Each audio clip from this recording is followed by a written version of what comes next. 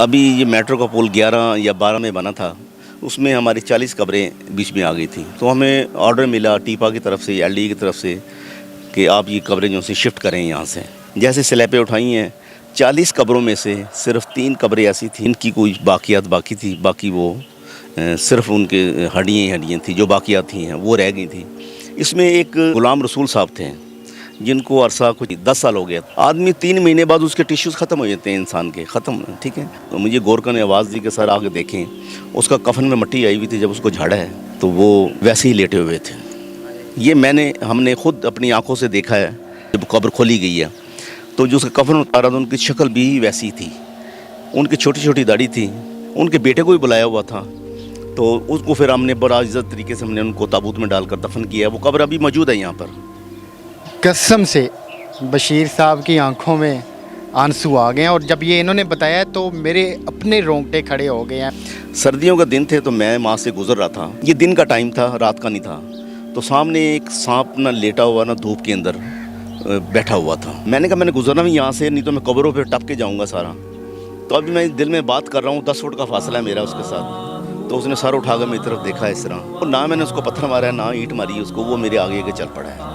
उसके 10 फुट के फासले पे मैं भी चल पड़ा हूँ। आप बिलीव करें, चलते चलते एक कब्रिस्तान का सुराख था छोटा सा, वो उसके अंदर उसने सर डाला है और वो पूरे का पूरा उसके अंदर वो घुस गया है। और मैं वहाँ खड़ा हुआ देखता रह गया हूँ। मैं कहा देखें कि इस कब्र में चला गया, वो जिसमें जो मैयत होगी उसका क्या हाल होगा। रातों को विज़िट करता हूँ तो वो कई दफ़ा मैं जा रहा हूँ मोटरसाइकिल के ऊपर, तो पीछे से मुझे आवाज़ दी बशीर बात सुने, तो मैं पीछे देखा तो पीछे मुझे कुछ नज़र नहीं आया। ये लावारसों का इलाका था जहाँ पर ये लावार तदफीन करते थे। मैं मट्टी डलवा रहा था वहाँ पर, मैं इसके हमार करके इसके ऊपर फिर हम नई तदफीन कर देंगे। तो मैं दीवार पे खड़ा था तो किसी ने आकर मेरा लेफ़्ट शोल्डर को पकड़ लिया।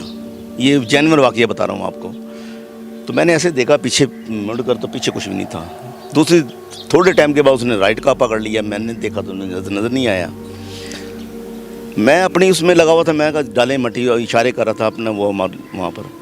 थोड़ी देर बाद उसने मेरे दोनों शोल्डर पकड़ लिए हैं, पकड़ कर मुझे झंझोड़ना शुरू कर दिया। बड़ी मजबूती से पकड़ा है जैसे कोई बड़ी जानदार चीज़ है। तो मैंने उसको कहा यार छोड़ दे, मैं रास्ता देता हूँ। मैंने ये लफ्ज़ बोला है तो उसने छोड़ दिया।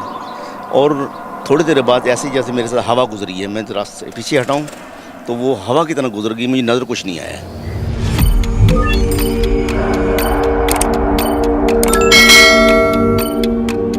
अस्सलाम वालेकुम, आप देख रहे हैं औसाफ डिजिटल, मैं हूं ज़ुबैर अवान। नाज़रीन, आज मेरे पीछे आपको बहुत सारी कब्रें दिखाई दे रही होंगी। मैं एक कब्रिस्तान में मौजूद हूं। इन कब्रिस्तान के हवाला से हम लोगों ने बहुत सारी फ़िल्मों में बड़े दिल दहला देने वाले वाक़यात देखे हैं। फिर हमने अपने बड़े बुज़ुर्गों से बहुत सारी कहानियाँ सुन रखी हैं। कब्रिस्तान में रात के अंधेरे में क्या क्या होता है, यहाँ पर लोगों ने क्या क्या वाक़यात देख रखे हैं। तो आइए आपको मिलवाते हैं एक ऐसे शख्स से जिसने अपनी जीती जाती आंखों से बहुत सारे वाक़यात देख रखे हैं। तो ज़रा दिल थाम के मेरी आज की ये वीडियो देखिएगा। इस वक्त हमारे साथ एडमिनिस्ट्रेटर मियानी साहब कब्रिस्तान बशीर अहमद साहब मौजूद हैं। हम इनसे बात करते हैं, ये सारे वाक़यात इन्हीं से जानते हैं। उससे पहले सर मैं आपका शुक्रिया अदा करना चाहूँगा कि आपने हमें टाइम दिया है। ये कब्रिस्तान कितना बड़ा है और इसमें रोज़ाना की बुनियाद पर कितनी दफीन होती है? बिस्मिल्लाहिर्रहमानिर्रहीम।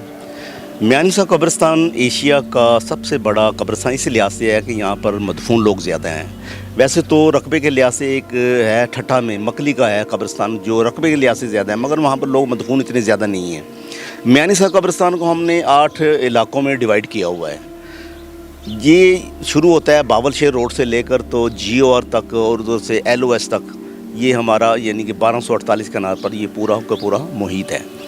तो यहाँ पर जो डेली की एवरेजेस हैं मैयत की 20 से 25 लोग यहाँ पर दफन हो रहे हैं। पूरे 1.5 करोड़ की आबादी है लाहौर की, जिसको ये कब्रिस्तान डील कर रहा है। लाहौर में कब्रिस्तान 400-500 कब्रिस्तान जो हैं जो रजिस्टर्ड हैं, इसके अलावा हैं वो वहाँ भी तदफीन हो रही है, मगर 20 से 25 लोग यहाँ पर तदफीन हो रही हैं यहाँ पर। जी, आपको सर कितना टाइम हो गया यहाँ पे वाबस्ता हुए? मैं यहाँ पर आलमोस्टली 15 साल से जॉब कर रहा हूँ मियानी साहब कब्रिस्तान में, और अल्हम्दुलिल्लाह काफ़ी लिटिगेशन भी हमने यहाँ से जो लोगों की इंक्रोचमेंट थी, कब्ज़े लोगों ने किए हुए थे, تو ہمارے جو سابقہ DC صاحب تھے سمیر احمد سید صاحب اور عدالت عالیہ جو پورا ساتھ دیا ہمارا، ہم نے اس کے ویژن کو رکھتے ہوئے سامنے جتنی انکروچمنٹ تھی تقریباً میں نے اس کی نشاندہی کرائی ہے. نشاندہی کروا کر تو تقریباً وہ 31 کنال جگہ جو ہاتھوں کی صورت میں بھی تھی قبرستان کے اندر، لوگوں نے اپنی فیملیز کے لیے ہاتھے ایلوکیٹ کرائے تھے کہ یہ یہاں پر ملک فیملی آئے گی، یہاں پر یہ بٹ فیملی آئے گی، یہ سید فیملی آئے گی. وہ جج صاحب نے کہا کہ دنیا میں تو ذات پات نظر آتی ہے، مگر یہاں میانی صاحب قبرستان میں بھی آپ یہ کر رہے ہیں، اس کو ڈیمولش کریں. تو ہم نے سارے کے سارے ہم نے وہ ڈیمولش کر دی ہیں. اس میں ہم نے تقریباً 30 کنال جگہ ہم نے واگزار کرائی ہے. بشیر صاحب یہاں پہ عملہ کتنا ہے؟ گورکن وغیرہ جو قبروں کی کھدائی کرتے ہیں وہ قبروں کی کھدائی کے علاوہ ہمارا جو اپنا عملہ ہے وہ 39 کے قریب ہے جو سٹاف کی صورت میں ہے، جس میں 18-20 ہمارے سیکورٹی گارڈز ہیں جو دن اور رات میں اس کو سروس مہیا کر رہے ہیں. 8 گھنٹے ڈیوٹی ہیں، صبح 8 سے لے کر 4 بجے تک، 4 بجے سے لے کر رات 12 بجے تک، 12 سے لے کر صبح 8 تک، یعنی کہ وہ سرکولیشن وائز ہمارے وہ گارڈ چل رہے ہیں. اور دفتر ایڈمنسٹریٹر کا بھی سارا کام یہاں پر ہے جو ہم کر رہے ہیں الحمدللہ. دوسرا یہاں پر جو ہمارے جو ہم نے ویپن والے گارڈ رکھے تھے پیچھے، تو وہ چلے گئے تھے، ان کی ختم ہو گئی تھی. ہم نے دوبارہ اس کو ہائر کر رہے ہیں، اگلے مہینے سے ہمارے پاس وہ بھی آ جائیں گے اور انشاءاللہ تعالیٰ اس اور بہتری کی طرف انشاءاللہ جائیں گے ہم. بشیر صاحب آپ ماشاءاللہ 15 سال ہو گئے آپ یہاں پہ، دن رات آپ یہیں پہ اپنے فرائض سر انجام دیتے ہیں. اب 15 سال ایک بندہ قبرستان میں رہا ہو تو بڑے سارے اس نے واقعات دیکھ رکھے ہوتے ہیں. ہم آپ سے یہ جاننا چاہیں گے کیونکہ ویسے تو ہم نے بڑی کہانیاں سنی ہوتی ہیں، آپ چونکہ ادھر ہی ہوتے ہیں تو کچھ واقعات آپ ہمیں ہمارے ناظرین کو بھی بتائیں. واقعات تو ایسے ہیں نا کہ دیکھیں ابھی یہ میٹرو کا پول 2011 یا 12 میں بنا تھا، اس میں ہماری 40 قبریں بیچ میں آ گئی تھیں. تو ہمیں آرڈر ملا ٹیپا کی طرف سے، LD کی طرف سے کہ آپ یہ قبریں جو سے شفٹ کریں یہاں سے. تو میں نے ان کو لوہائیگین کو بلایا، بلکہ میں نے میڈیا کو بھی ہائر کیا ہے. اس وقت ایک میڈیا کی اینکر تھی، وہ نام مجھے یاد نہیں ہے، وہ بھی آئی تھیں. تو وہ پورا ہم نے سیٹ اپ کر کے 40 قبریں ہم نے تیار کی پہلے خالی جگہ پر. پھر ہم نے ایک ہی ٹائم میں گورکن کو جتنے ہمارے پاس موجود تھے سب کو ہم نے وہاں سے شفٹ کرنے کے لیے کھڑا کر دیا. جیسے سلیپیں اٹھائی ہیں، 40 قبروں میں سے صرف 3 قبریں ایسی تھیں کہ جن کی کوئی باقیات باقی تھی، باقی وہ صرف ان کے ہڈیاں تھیں جو باقیات تھیں وہ رہ گئی تھیں. اس میں ایک غلام رسول صاحب تھے جن کو عرصہ کو 40 سال ہو گیا، 10 سال ہو گیا تھا. آدمی 3 مہینے بعد اس کے ٹیشوز ختم ہو جاتے ہیں انسان کے، ختم، ٹھیک ہے. 10 سال ہو گئے تھے اور الحمدللہ میں نے اس کو، مجھے گورکن نے آواز دی کہ سر آگے دیکھیں. اس کا کفن میں مٹی آئی ہوئی تھی، جب اس کو جھاڑا ہے تو وہ ویسے ہی لیٹے ہوئے تھے. یہ ہم نے خود اپنی آنکھوں سے دیکھا ہے. یہ اپنا جو ان کی تدفین جب قبر کھولی گئی ہے تو جو اس کا کفن اتارا تھا ان کی شکل بھی ویسی تھی، ان کی چھوٹی چھوٹی داڑھی تھی.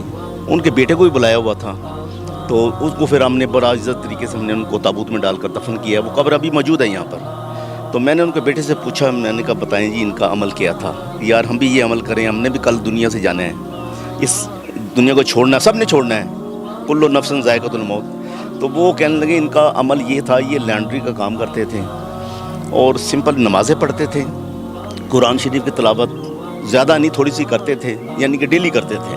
اور زیادہ ان کا جو عمل تھا نا، وہ اپنے رشتہ داروں میں وہ کہتے تھے کہ جن کی لڑائی ہوئی ہوتی تھی ان کو صلح کرواتے تھے. یہ کوشش کرتے تھے، ان کے پیر پڑ جاتے تھے، ان کی معافی مانگ لیتے تھے خود، ان کی صلح کرا کر وہ آتے تھے.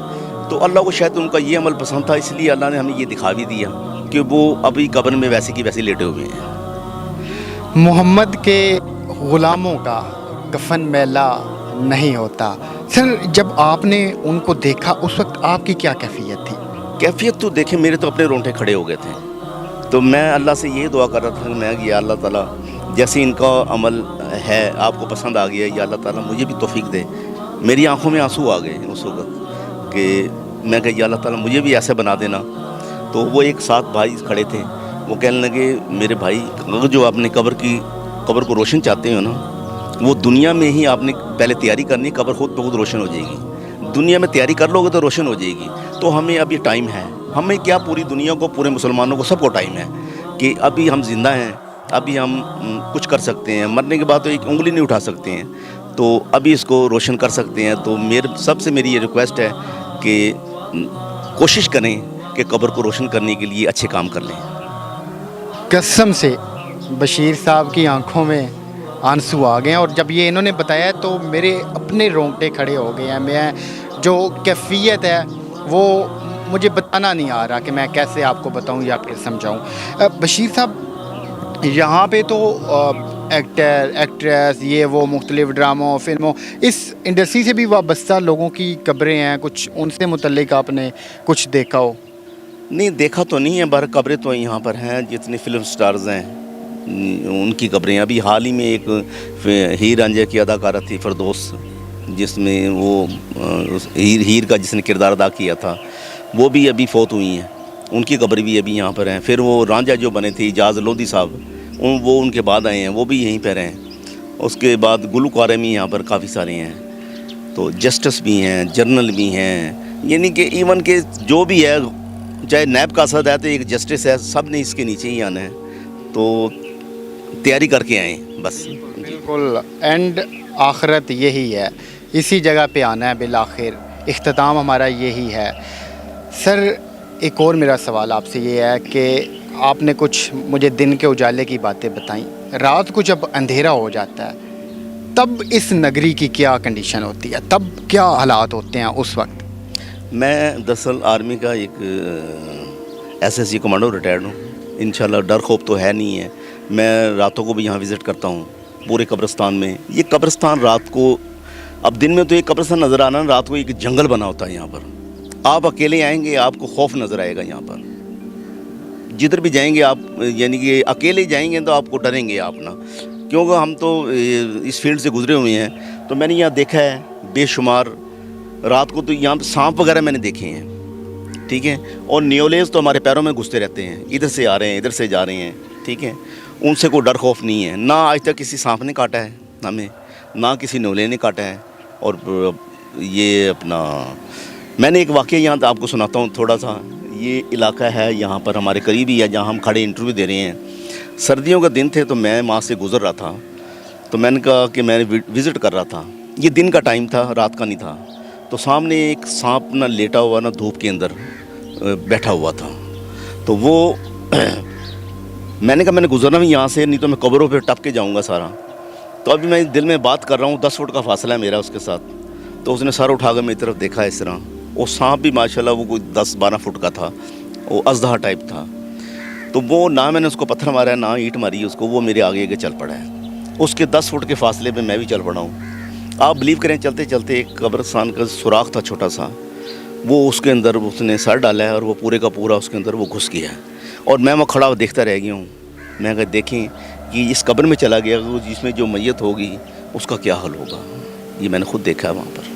اللہ تعالیٰ کبھی سر ایسا بھی ہوا ہے کہ کسی قبر سے چیخ کی آواز آئی ہو، کہیں پہ آپ کو اور جو کیڑے پتنگے وغیرہ ہوتے ہیں وہ بھی دکھائی دیے ہوں؟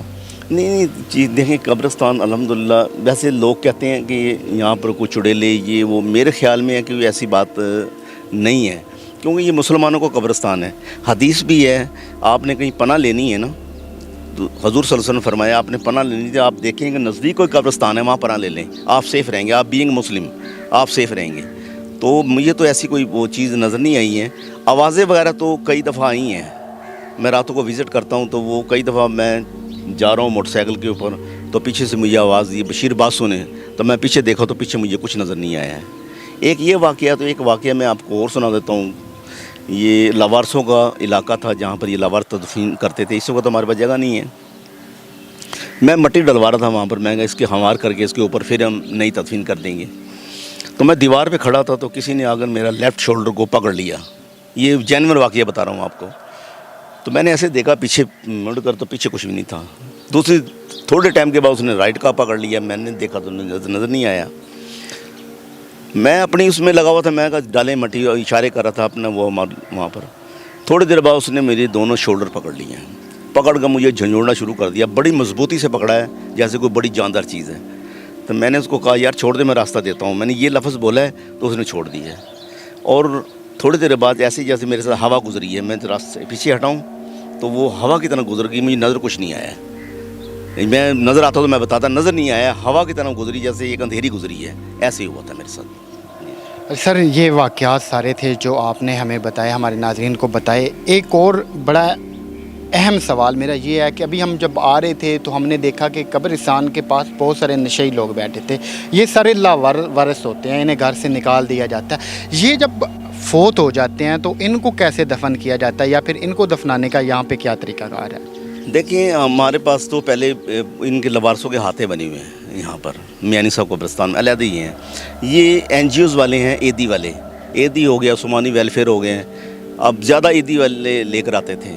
سب سے پہلے وہ پولیس والے اطلاع کرتے ہیں, پولیس لے جاتی ہے ڈیڈ ہاؤس میں. اس کا پہلے تو اطلاع کرتے ہیں اخباروں وغیرہ میں دیکھ جو ان کا جو طریقہ کار ہیں. ہمارے پاس وہ آتے ہیں کہ ہم نے تدفین کرنا ہے, پھر وہ پورا جو جتنا ریکارڈ ہوتا ہے ہم اس کی فوٹو کاپی ساتھ رکھ لیتے ہیں. وہ لاوارث ہاتھا بتا دیتے ہیں کہ یہاں پر اس کو دفن کر لیں. ان کے چارجز بھی بہت تھوڑے ہوتے تھے, یعنی کہ 1500-2000 روپیہ میں یہ ان کو دفن کر, کیونکہ ان کا وارث کوئی نہیں ہوتا ہے. اور یہ جب چلے جاتے ہیں ان کی لپائی کرنے والا کوئی نہیں ہوتا ہے, قبریں گر جاتی ہیں. آپ جا کے دیکھیں پیچھے, میں نے جب لاوارث آتا ہے کسی مخیر بندے کے تھرو, میں ساتھ تھا, اس نے پیسے لگائے ہیں, میں ساتھ دیا, ساری قبریں ہم نے بڑے جیسے لوارثوں کی قبریں ہیں نا ویسے بنا دی ہیں, لپائی کر کے ان کی ساری کی ساری. کیونکہ یا تو اللہ وارث ہے یا ہم وارث ہیں. سب سے پہلے اللہ وارث ہے, اس کے بعد ہمیں یہاں پر بیٹھے ہوئے. جی جی سر آپ کا میں ایک مرتبہ پھر سے شکریہ ادا کرنا چاہوں گا, آپ نے ہمیں ٹائم دیا. ایسے ہی آپ نیک کام کرتے رہیں. جاتے جاتے ناظرین کو صرف ایک بات کہنی ہے کہ ہم سب کی آخرت یہی ہے. یہاں پہ آنے کے لیے کوشش کیجئے گا کہ کچھ ایسے کام کر جائیں کہ ہماری قبریں بھی سلامت رہیں. تو ملتے ہیں کسی اور ویڈیو میں. اللہ پاک آپ کا ہم سب کا ایمان سلامت رکھے. اللہ حافظ.